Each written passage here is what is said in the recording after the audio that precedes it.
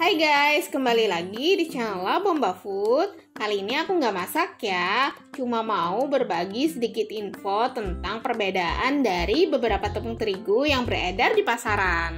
Oh ya, sebelum kita bahas apa aja perbedaannya, jangan lupa subscribe channel La Bomba Food dan nyalakan loncengnya biar dapat update terbaru dari La Bomba Food. Sebelum bahas ke perbedaannya, kita bahas dulu apa sih tepung terigu itu?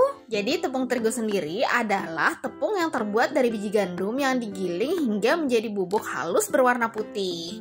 Tepung terigu sendiri terdiri dari karbohidrat dan protein. Protein dalam gandum disebut protein pembentuk gluten. Yang membedakan antara ketiga tepung itu adalah kandungan protein di dalamnya. Yang pertama yang akan kita bahas adalah tepung terigu protein rendah. Biasanya yang sering banyak berada di pasaran ini adalah yang merek kunci biru ini ya. Tepung terigu protein rendah terbuat dari gandum yang lunak.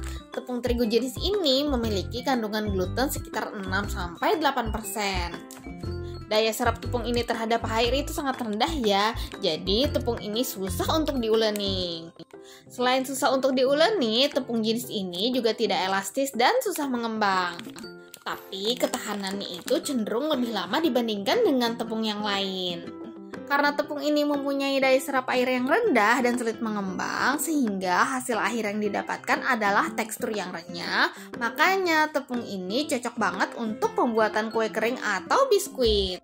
Yang kedua yang akan kita bahas adalah tepung terigu protein sedang. Tepung terigu jenis ini paling banyak beredar di pasaran. Tepung terigu protein sedang terbuat dari campuran tepung terigu protein tinggi dengan tepung terigu protein rendah. Hingga karakteristik dari tepung terigu ini berada di kedua jenis tepung tersebut.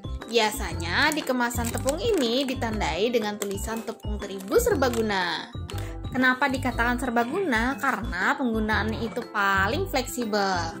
Tepung ini cocok banget untuk pembuatan berbagai jenis kue basah seperti brownies, pancake, sampai gorengan. Dan yang terakhir yang akan kita bahas adalah tepung terigu protein tinggi. Tepung ini memiliki kadar protein yang paling tinggi dari yang lain, sehingga kandungan gluten yang dihasilkan lebih banyak dibandingkan jenis tepung lain.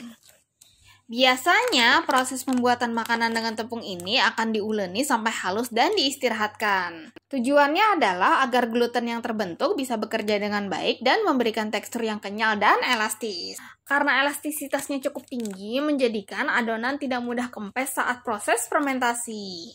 Tepung terigu protein tinggi ini sangat mudah untuk diuleni. Jadi, tepung jenis ini sangat cocok digunakan untuk membuat roti, ataupun donat, ataupun mie.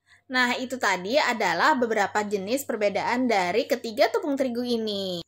Jangan sampai salah pilih lagi ya bun. Kalaupun masih agak susah membedakannya, kalian tinggal lihat foto di kemasan ataupun keterangan di kemasannya. Jangan malas baca ya, biar nggak gagal baking gara-gara salah penggunaan tepung terigu. Semoga bermanfaat ya info kali ini. Terima kasih buat kalian yang sudah nonton video ini. Jangan lupa subscribe, like, dan share. Dan sampai jumpa di video aku selanjutnya.